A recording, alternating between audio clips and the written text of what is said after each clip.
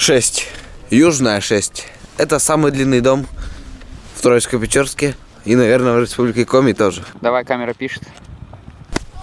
Позади меня находится самый длинный дом в Республике Коми и, скорее всего, в России, в Троицко-Печерске точно. Смотрите, вот это Южная 6, дом начинается вот отсюда и продолжается до туда. Короче, тут находится озеро. Наверное, там живут щуки 10-килограммовые. Мне нравится детская площадка. Прикольно огороженная, то есть мячи не улетают в окна.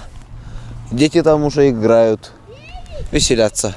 Давайте пройдемся по дому, может быть нам повезет, зайдем в дом, посмотрим, как там вообще внутри. Было бы классно, если мы могли по подъездам пройти, то есть не выходя. Зашел в один подъезд и прошелся по дому и там вышел. Строительство длинных домов практиковали в прошлом веке по всей России. Например, самый длинный дом в России находится в Мурманске. Его длина 1488 метров. Сооружение построили не с целью попадения в книгу рекордов, а для экономии пространства и удобства проживания.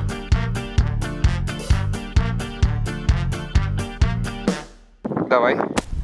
Нам понадобилось примерно 8 минут, чтобы пройти весь этот дом от начала до конца. Вот это конец, 52-й подъезд. Квартира самая последняя, 648-я. 648 квартир в одном доме.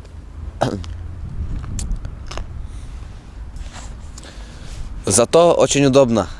Внутри двора есть и библиотека, и несколько детских площадок, и спортивная площадка тоже есть. Смотрите, подъезды разные. Тут такая дверь стоит, тут вот железная, там тоже железная.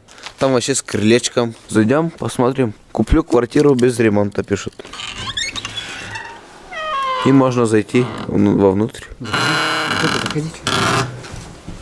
Заходим. Надеюсь, выйдем.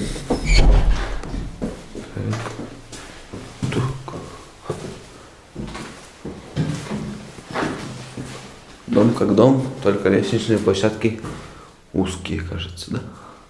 559 квартира. Если этот ролик смотрит человек, который живет в этом доме, напишите номер своей квартиры в комментариях. В 26-м.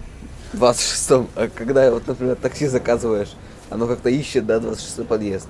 Ну, оно находится со стороны милиции, поэтому приходится говорить, что оно там, и практически сразу А типа так ориентируетесь? Да. А вот если зайти в один подъезд, то можно выйти с другого подъезда, то есть дом Нет. как-то... Нет, нельзя? Нет. Напишите еще второй комментарий. Смотрим, тут провод идет. Он к машине подключен. Обмотан так по машине, около машины. И тут стоит розетка. Зачем так сделано? Я предполагаю, что тут ремонт проводят, может, около машины. Может, все что-то делают, и так удобней. Но очень интересно. Я сначала подумал, что это русская Тесла.